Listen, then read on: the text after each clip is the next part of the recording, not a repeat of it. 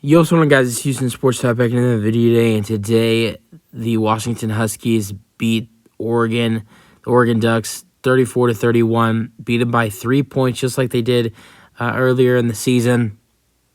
Kind of a close game, just like it was last year, or earlier in the year.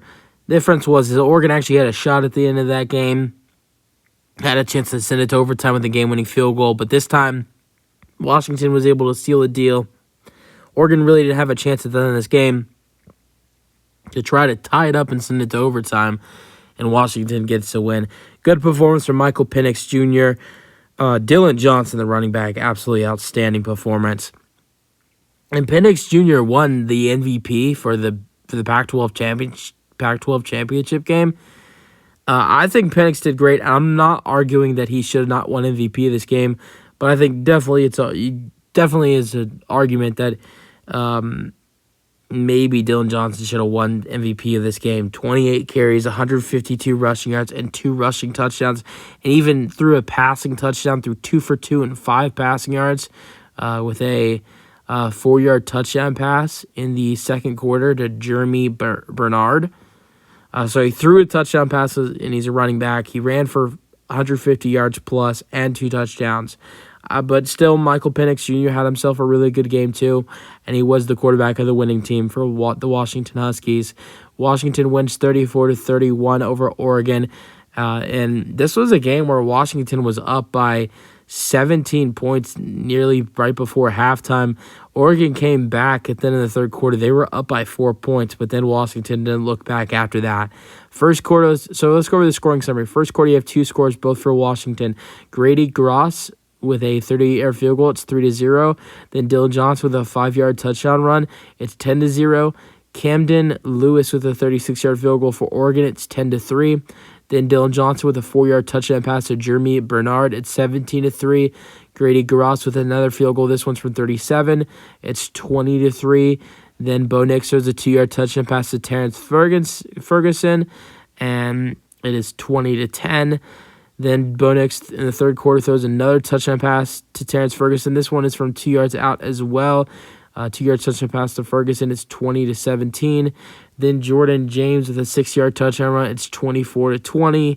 Then in the fourth quarter, Washington has 2 touchdown scores. Dylan Johnson with a 1-yard touchdown run. Grady Gross kick is good. It's 27-24.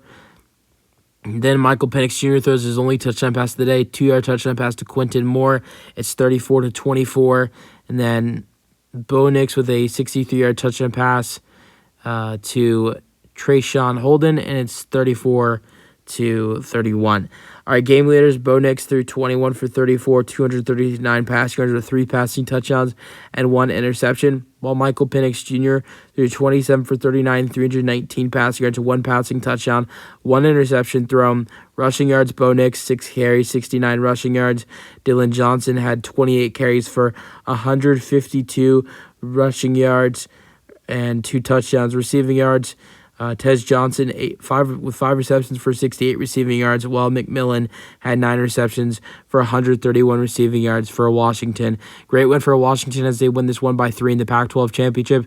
Washington most likely automatically will be in the college football playoffs.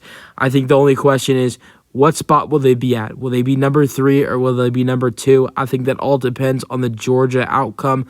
If Georgia loses or wins against Alabama, I think if Georgia beats Alabama, I think Washington will obviously be number 3. I think that's for sure. I don't think they'll jump Michigan even with this win over Oregon. But I think what would be the big factor is what happens in the Georgia-Alabama game. Because if Georgia loses to Alabama, I would see Michigan claiming the number 1 spot, and then Washington going to number 2, and then I don't know who would be number 3 and 4. I would assume Alabama would get in if they beat Georgia. Let's see what happens. Oregon and Ohio State are obviously out. You'd have the question between Texas and Georgia, Alabama, and obviously Alabama, Washington, and Michigan would be in that outcome. Florida State would be a question mark of what happens with Louisville. Texas would it be a question if Alabama's in. Texas beat Alabama, they'd have the same record if Texas beats Oklahoma State. There's a lot of question marks with some more championship games with Mario, the Big 12, Big 10, ACC, and You have the ACC championship game, you have the Big 12 championship game, you have the Big 10 championship game, and then you have the SEC championship game. So those championship games are going to tell a lot with the college football playoffs in the top 4. So that's it for the video. If you guys enjoyed, let me know your thoughts on the game in the comment section, and peace out.